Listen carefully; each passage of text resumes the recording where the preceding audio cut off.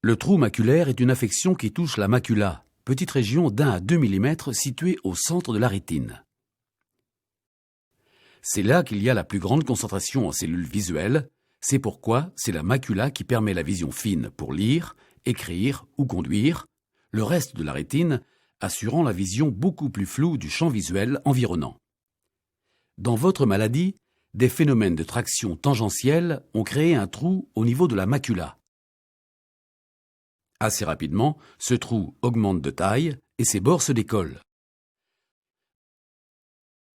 Cela s'accompagne donc d'une baisse importante de l'acuité visuelle centrale qui, sans intervention, deviendra dans l'immense majorité des cas irréversible. Vous descendrez donc les marches de l'escalier de la vision sans espoir de revenir en arrière.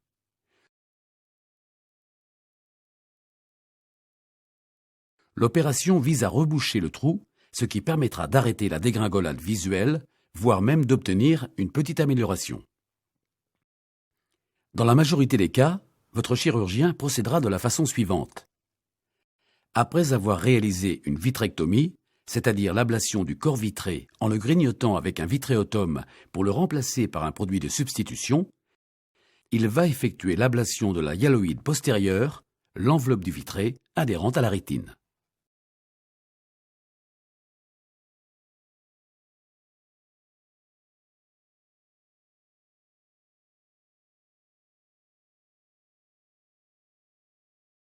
Pour aider à la cicatrisation du trou, il va ensuite enlever la limitante interne de la rétine sur toute la région postérieure. Il s'agit d'une toute petite pellicule de quelques microns d'épaisseur, c'est-à-dire 10 fois plus fine qu'un cheveu.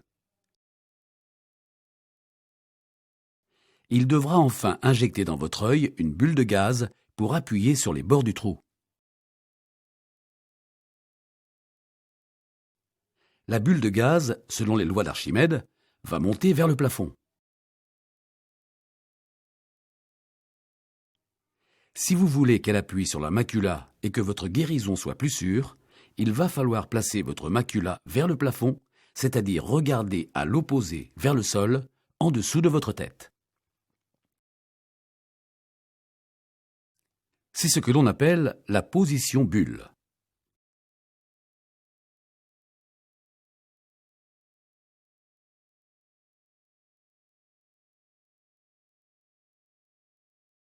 À la sortie de la clinique, vous pourrez rentrer chez vous en voiture ou en train. Vous voyagerez assis en regardant vos talons. Vous mettrez ou ferez mettre des gouttes de collyre dans votre œil. Le nom du collyre, la fréquence d'instillation et la durée du traitement seront stipulés sur votre ordonnance de départ. Vous pourrez enlever le pansement dans la journée dès le lendemain. Mais votre œil ne verra pas à cause de la bulle de gaz. Vous aurez l'obligation de tenir la position bulle pendant quelques jours. Cette position est pénible, vous aurez mal au cou et aux épaules.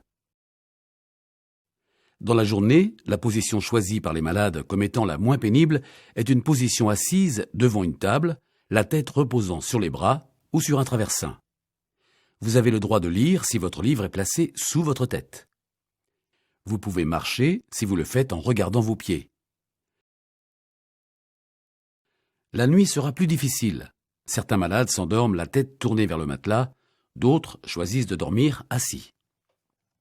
La bulle de gaz va disparaître spontanément, généralement en 15 à 20 jours, parfois plus, parfois moins, selon le gaz employé.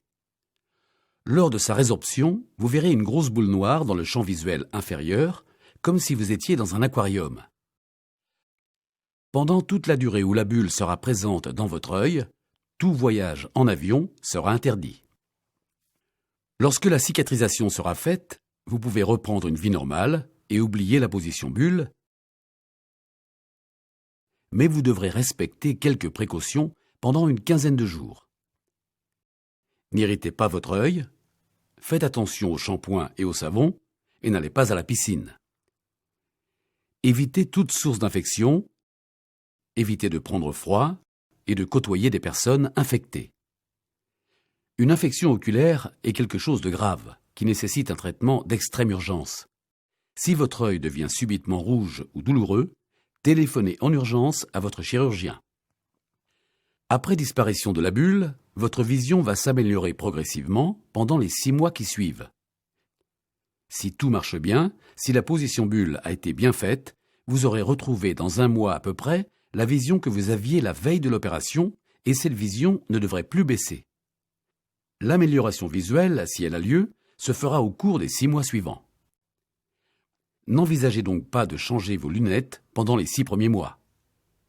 Sachez pour finir que le risque de développer un décollement de rétine dans les mois ou années qui viennent est légèrement augmenté et que les malades non opérés précédemment de cataracte peuvent subir une accélération du processus physiologique de développement de la cataracte.